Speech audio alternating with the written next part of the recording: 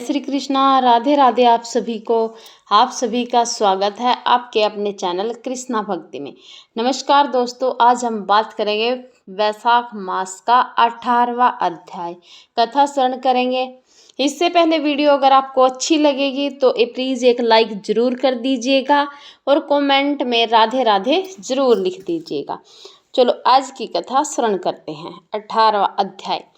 श्रुतिदेव कहने लगे कि वैशाख मास की मेष संक्रांति में जो प्राणी प्रातः स्नान कर भगवान की पूजा करके भगवान की कथा सुनता है वह मनुष्य वैकुंठ को जाता है, परंतु जो होती हुई कथा छोड़कर चले जाते हैं और नहीं सुनते वह घोर नरक में जाकर पिशाच योनि प्राप्त करते हैं। यहाँ पर हम एक प्राचीन इतिहास कहते हैं। प्राचीन काल में गोदावरी के किनारे ब्रह्मेश्वर क्षेत्र में ब्रह्मनिष्ठ परमहंस दुर्वासा ऋषि के 2 शिष्य रहते थे। उनको कभी किसी से कोई इच्छा नहीं थी। भिक्षा में जो कुछ मिल जाता वही खाकर निर्वाह कर लेते और पर्वत की गुफा में पड़े रहते। इन दोनों का नाम सत्यनिष्ठ और तपोनिष्ठ था। इनमें सत्यनिष्ठ तो सदैव भगवान की कथा आदि सुनता, कथा सुने बिना कभी अन्न जल ग्रहण नहीं करता।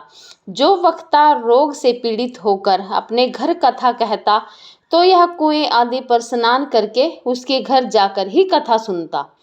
कथा समाप्त हो जाने पर अपने नित्य नियम करता। इस प्रकार इस सत्यनिष्ठ ऋषि उपनिषदों का यही निश्चय करके सदैव भगवान की भक्ति में तत्पर रहता और सदा उनकी कथा श्रवण करता। दूसरों जो तपोनिष्ठ था वह न तो स्वयं कथा कहता न सुनता, अपितु होती हुई कथा को छोड़कर चला जाता कि कहीं तप में विघ्न ना पड़ जाए। श्रोता और वक्ता के पास भी वह नहीं जाता था। वह दुर्बुद्धि इस प्रकार अपना समय बिताता, हरि कथा कहता न सुनता। जब वह मृत्यु को प्राप्त हुआ तो कथा के दुराग्रह से क्षीणकर्म नाम वाला बलवान पिशाच समी के वृक्ष पर हुआ।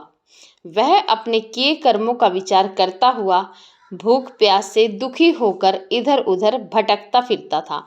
कदाचित वहां सत्यनिष्ठ भ्रमण करता हुआ उस पठिनसिपुर में आ गया।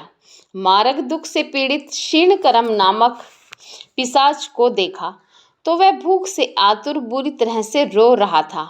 उसको देखकर सत्यनिष्ठ कहने लगा कि तुम कौन हो और तुम्हारी यह दशा कैसे हुई, यह सब कहो, अब तुमको दुख नहीं होगा। सत्यनिष्ठ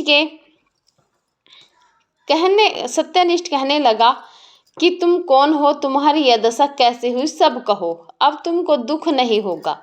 सत्यनिष्ठ के ऐसे वचन सुनकर अत्यंत व्याकुलता से वह कहने लगा कि हे प्रभो, मैं दुर्वासा का शिष्य तपोनिष्ठ नाम वाला यति हूँ। अपनी दुर्बुद्धि के कारण महात्माओं से विष्णु तथा कर्मों के लोप हो जाने के भय से कभी कथा नहीं सुनी और ना कभी कथा सुनाई। इस घोर कर्म से मेरी मृत्यु हुई और क्षीणकर्म नाम वाला पिशाच होकर इस वन में दुखी होकर भटकता फिरता हूँ।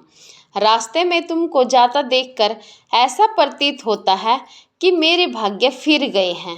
आज हरि मुझ पर प्रसन्न है जो आपने दर्शन दिए।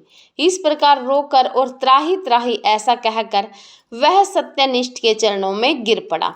सत्यनिष्ठ को उस पर बड़ी दया आई।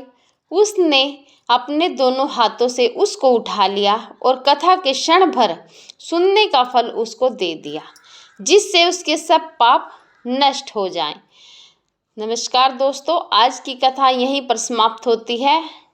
कल मिलते हैं नेक्स्ट वीडियो में। तब के लिए राधे राधे।